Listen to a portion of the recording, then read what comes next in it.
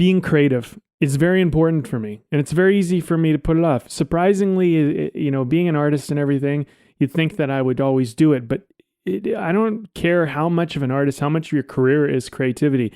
It's just easy to get bogged down with responsibilities and work and things to do and all of this, and all of a sudden you've put that off.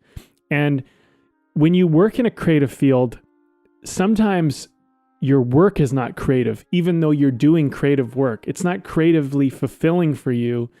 You're using a kind of a creativity, but it's restricted or bound by something, or it has obligation to it, or it has certain things to it. And I'm talking about, for me, sometimes I need to create just free form. I need my own thing, like my own project I'm working on that isn't about getting me anything or getting me anywhere or accomplish anything, or or maybe it is down the road, but it's not about that right now. Right now it's just about, I have this idea or this thing inside me, I want to get it out, and I have this kind of passion to put it out. The other thing, and I said there was two, so the other thing is just getting out into nature.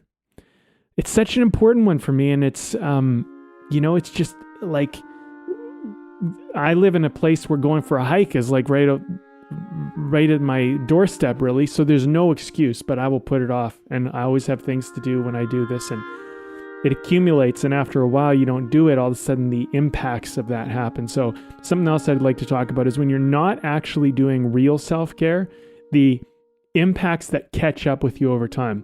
Whereas if you're doing satiative type stuff that isn't real self-care, but it's posing as self-care, it won't do that nurturing thing where it actually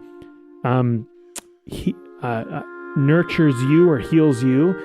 Those things were going to come up later, and you're going to feel stressed and anxious because you weren't doing the real self-care, self-healing.